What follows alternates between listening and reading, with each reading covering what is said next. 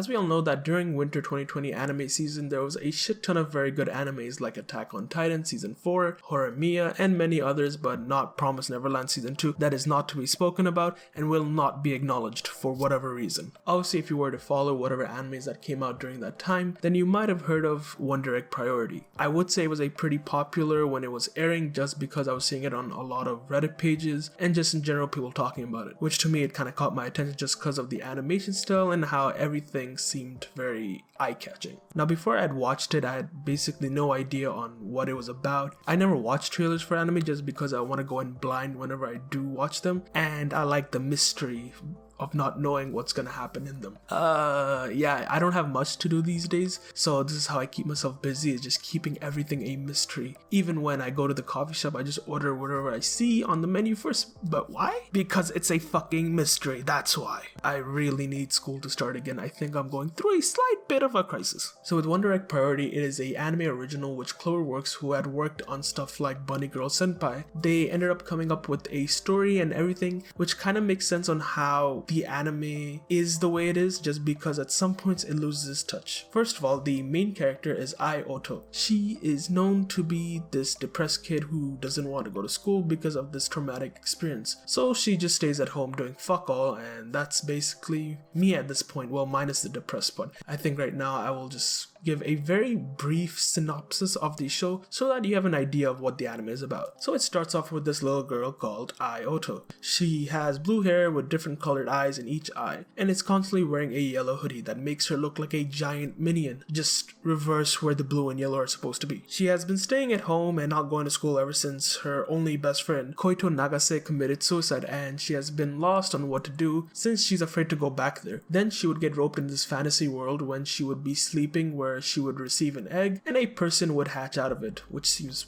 pretty fucking ridiculous, but this was a dream, I guess. And essentially she would have to protect those people from basically their demons, and is shown to believe that if she keeps doing this with other people, then she would be able to bring back her best friend. On the way, she meets a bunch of new friends while she does this, and they all have some sort of connection between them on losing a person that they once knew. Also, there are two mannequins that instruct her on how to go about with the eggs she receives, which they're called Aka and Uraaka. The plot follows this familiar anime format of having a new mission or adventure, or however you want to put it, in each episode, and you end up learning something new about each character in each episode and why they are in the position that they are in. I would have to say though that for the most part the characters in this anime are alright. Like Oto is great and so is Rika, but for me, I found Momoi and Nairo, I think that's her surname, kind of bland, if that's the right word, just because, I don't know, whenever they appeared on the screen, they didn't seem very interesting to me, but that could just be me. But like I said before, I went in blind watching this and I was completely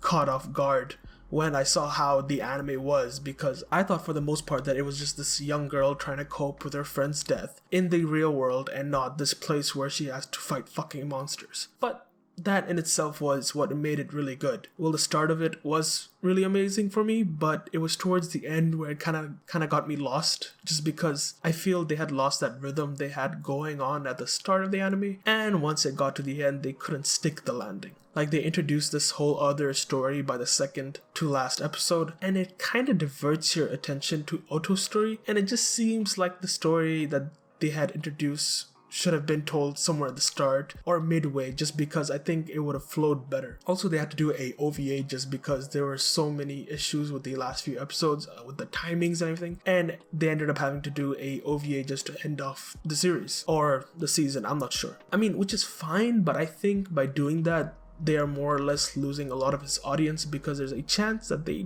don't know about an OVA coming out. So in that regard, I think if they were able to finish it without having to do an OVA, it would have been better. Also, what didn't work for me was that the story throughout just felt bland as fuck. Like, there would be very good scenes in some parts of the episode, but for the most part, it was just not doing it for me. But in the end, it didn't do much for me, so I wouldn't say Wonder Egg Priority is trash, but I wouldn't say it's that great either. But that's just me being me and just not liking an anime.